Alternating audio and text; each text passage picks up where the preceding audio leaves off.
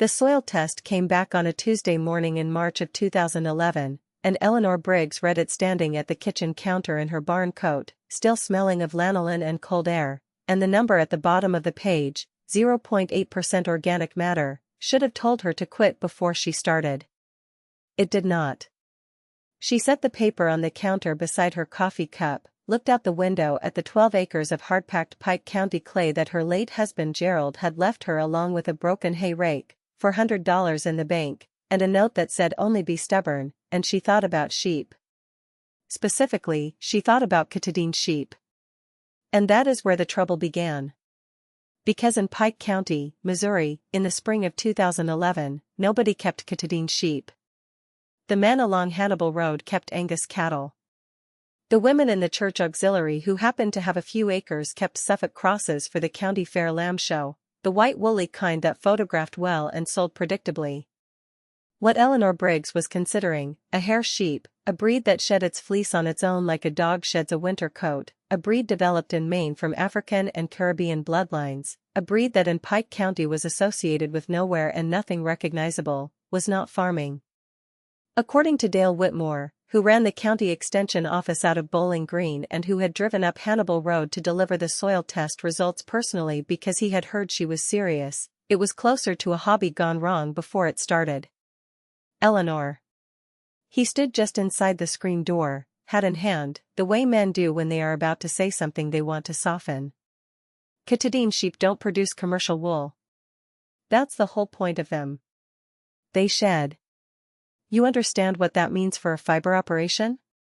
You'd be raising mutton with extra steps. She poured him a coffee he did not ask for and set it on the counter. I know what they shed, she said. That was nearly all she said. Dale Whitmore drove back down Hannibal Road with his coffee untouched, and sometime that afternoon he mentioned at the grain elevator in Bowling Green that Eleanor Briggs was fixing to raise hair sheep on the old Briggs place, and by Thursday the opinion of Pike County on the matter was largely settled. If you believe the land rewards patience, the long, quiet kind that most people mistake for stubbornness, type harvest before this story ends. It was Roger Shell who said it clearest. Roger farmed 340 acres east of Eleanor's place, ran a commercial Suffolk flock on the side, and had known Gerald Briggs since the two of them played baseball behind the Methodist Church in 1974. He was not a mean man. He repeated it later, after everything, that he had not meant it mean. But he said it in the parking lot of the Farm Bureau office in April of 2011, loud enough for 4 people to hear, and what he said was, "She'll lose the place inside 3 years. You can't make money on a sheep that doesn't give you wool and doesn't marble worth a damn. She's grieving and she's not thinking straight." Eleanor heard it secondhand from her neighbor Patsy Lund, who delivered the information with the particular kind of apologetic sympathy that meant she half believed it herself. Eleanor nodded. She drove to Bowling Green, bought 40 pounds of trace mineral mix, a roll of high-tensile wire, and a used copy of a Katahdin breeder's handbook she had ordered from a woman in Vermont. She drove back up Hannibal Road. She did not mention Roger Shell again for 8 years. The first 4 ewes arrived in May of 2011 from a small farm outside Springfield, Missouri, where a retired veterinarian named Harold Cross had been keeping a registered Katahdin flock since 1998. They came in a borrowed stock trailer, rust along the wheel wells, and when Eleanor unloaded them into the dry lot she had fenced the week before, she stood at the gate for a long time watching them settle. They were brown and white, short-coated, compact through the shoulder, with the calm, blunt faces that Katahdins carry. No loose wool hanging off them. Just clean, functional animals who stood in the Pike County clay and blinked at the oak trees like they had been here before. Harold Cross had said 2 things to her before she loaded them. He said, "They're hardy, but they're not magic. Feed them right and rotate them and they'll outlast anything in your county." And he said, "Most people who fail with Katahdins fail because they try to keep them like Suffolks. They're not Suffolks. Let them be what they are." She wrote both sentences in the small spiral notebook she kept in her coat pocket. The notebook is important. She filled 9 of them over the following 8 years. What most people in Pike County did not understand, what Dale Whitmore's extension literature had not bothered to explain, because Katahdin sheep were simply not on the radar of commercial Missouri sheep farming in 2011, was that Eleanor's plan had never been about commercial wool in the first place. She had read everything she could find in the 8 months after Gerald died, sitting at the kitchen table with library printouts and back issues of the Shepherd magazine, and she had arrived at a specific and uncommon conclusion. The Katahdin sheep, particularly the registered breeding stock developed through the American Livestock Breeds Conservancy protocols, carried what the breeders called a double coat structure in their winter growth, a coarse outer layer that shed in spring, yes, but underneath, in the cold months, a fine, soft undercoat that in well-selected animals approached the micron count of a mid-grade merino. The top breeders in New England and the upper Midwest had been selecting for this fleece quality for 20 years. Most people in Missouri had never heard of it. Eleanor had read about a small operation in Vermont that sheared the winter undercoat in February before the spring shed began, processing it into hand-spinning fiber that sold to craft producers at $12 to $16 per pound. The mainstream sheep world thought this was eccentric. The hand-spinning and artisan fiber world had a different opinion. She planned to sell to that world. The summer of 2011 was dry. Not catastrophically dry, that would come later, but dry enough that Roger Shell's Suffolks needed supplemental hay by August, which cost money Roger had not budgeted. Eleanor's 4 ewes grazed the 12 acres in a rotational system she had mapped out on graph paper, moving them every 8 days through paddocks she had divided with step-in posts and poly wire. The Katahdins were browsers as much as grazers, and they worked the fence lines and the rough ground along the creek that Suffolk sheep would have ignored.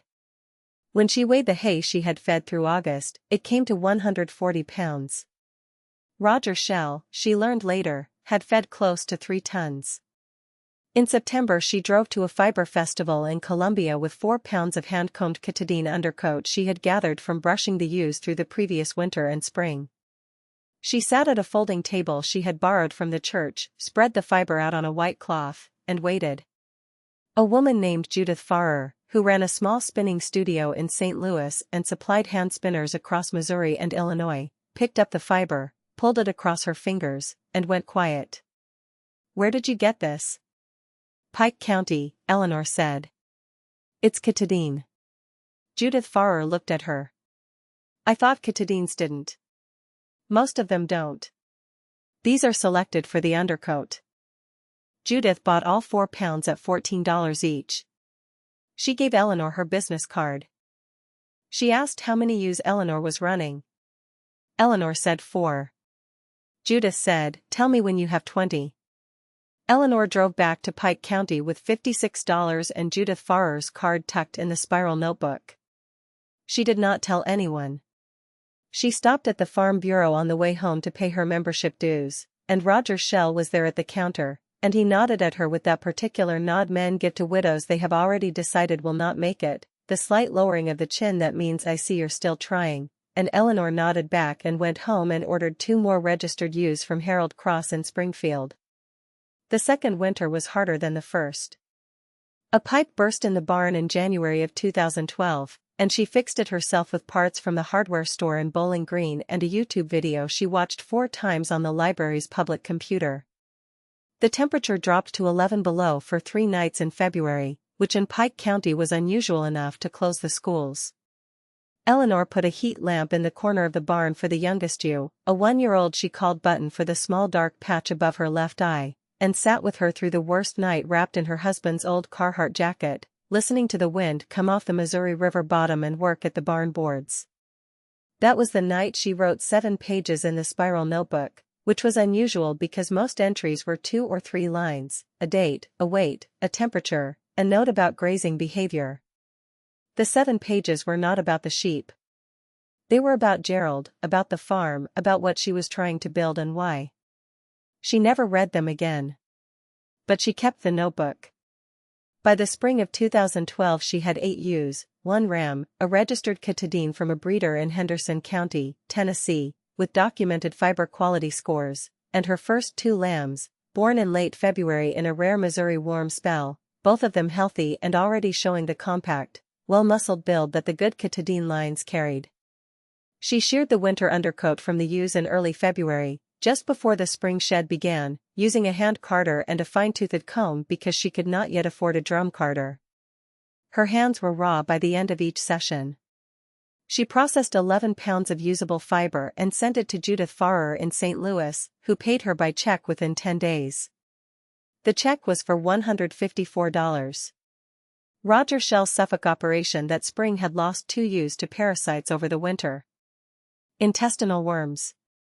The chemical dewormers were losing effectiveness against the local parasite population, which Dale Whitmore acknowledged was a growing problem across the county. Eleanor had read about this before she ever bought her first Katahdin. The breed carried a documented genetic resistance to the barber pole worm, Haemonchus contortus, the single most damaging internal parasite in Midwestern sheep production, verified across multiple university studies including work out of the University of Maryland and Louisiana State. She had used the FAMACHA scoring system, a method of checking eyelid color to assess worm burden, from her first month with the flock, deworming only animals that needed it, never the whole group. Her ewes were clean. She mentioned this to Dale Whitmore in passing when he stopped by in April, not to make a point, but because she thought the extension office ought to know. Dale wrote it down. She noticed that. By 2013, Eleanor had 16 Katahdin ewes, 2 rams, and a growing notebook filled with fiber quality measurements she had taught herself to take using a USDA handbook she had ordered from the government printing office. She was measuring staple length, crimp frequency, and using a portable fiber testing kit she had split the cost on with Judith Farrer in exchange for first right of purchase on her fiber. The undercoat measurements on her best 6 ewes were coming in between 24 and 27 microns. For reference, a standard merino runs between 17 and 23 microns.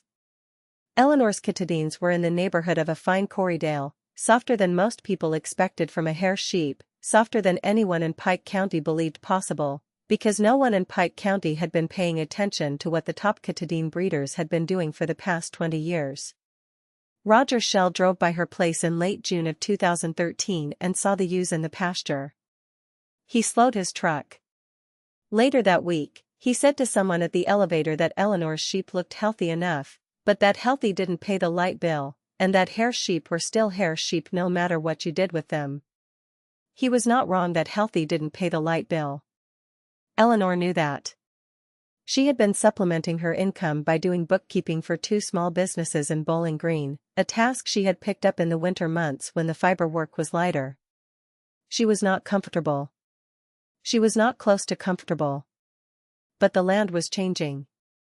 The organic matter in that clay soil, the 0.8% that Dale Whitmore's test had measured in 2011, had been climbing.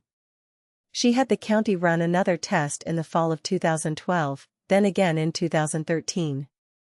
The sheep manure, the rotational grazing, the root systems she was allowing to develop by not overstocking, the clover she had overseeded in the wet corridors along the creek, all of it was building biological material in the soil.